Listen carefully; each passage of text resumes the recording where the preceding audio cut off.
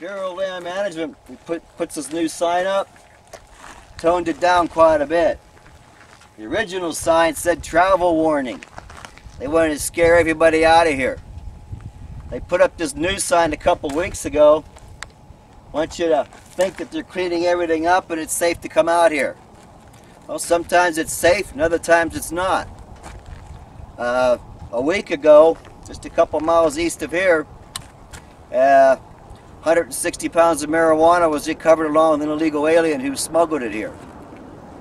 So it wasn't all that safe. And a week before that, a couple of Hispanic male subjects were spotted with weapons. They ran away, of course, dropped their backpacks and took off, but they found a loaded 30-round magazine with .223 ammo in it, so they were armed like we are. That's Interstate 8. That's the New Mexican border. If you make it that far, you're pretty much home free. Once you get north of Interstate 8, you're less likely to be chased by the Border Patrol.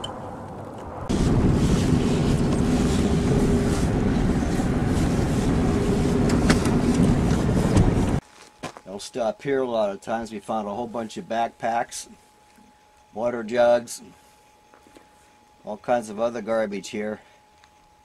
And the BLM came along and picked it all up, cleaned everything up. So next time someone comes through here and leaves stuff, we'll know if it's recent or not. Give us some kind of timeline as to when someone was through here last. We look for footprints and stuff, and there hasn't been as much foot traffic through here lately. But someone's been through here. With a minimal amount of resources, these guys whip up all kinds of things. This guy took a pant leg, made himself a field expedient water carrier out of it. Tied a knot in the bottom, tied a knot on the top. Pretty simple. It got him this far. We're 70 miles north of the border. We're in southern Arizona. As cold as it gets here, it might be 25 degrees in the winter on the coldest possible day. Not much use for a ski mask down here. However, people come up here from Mexico and do other crimes. Armed robbery, home invasion, kidnapping. Those all seem to be tools of the trade there. No pills. These guys go to the pharmacy and they think it can fix everything. So a lot of these guys carry a wide assortment of pills and things with them.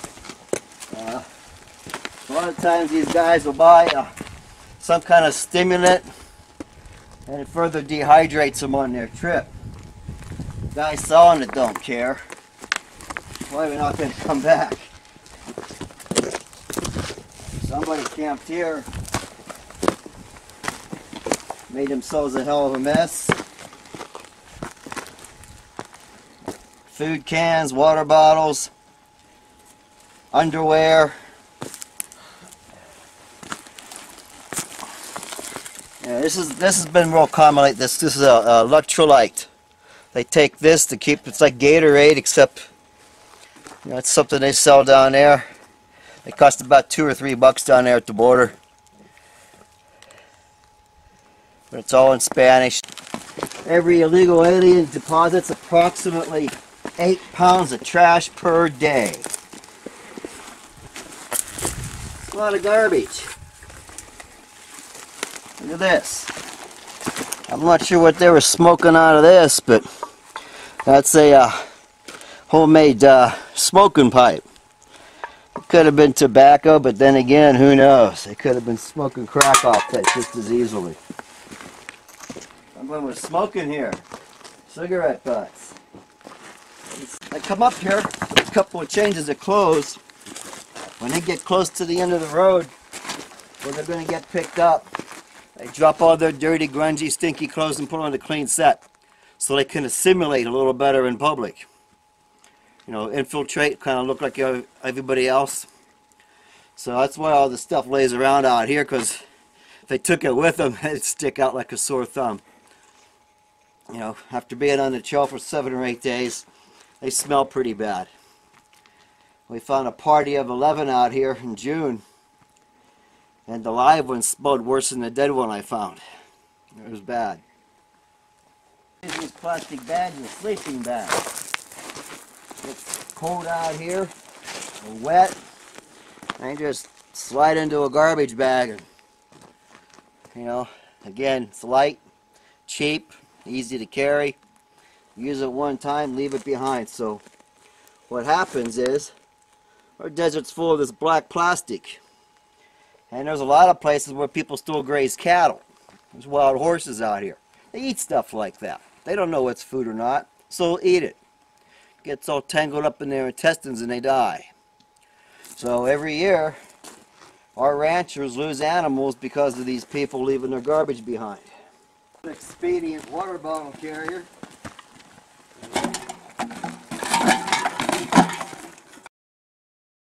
Some of this stuff's been here for a while. Tell by the paint on the soda cans it's worn off.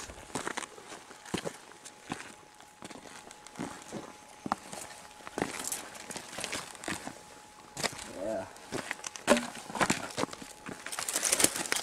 The camouflage on these nylon packs used to be green and brown like my fatigues.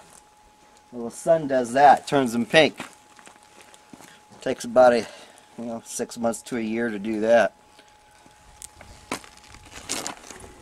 Let's see what they brought. They brought tuna. They brought soda.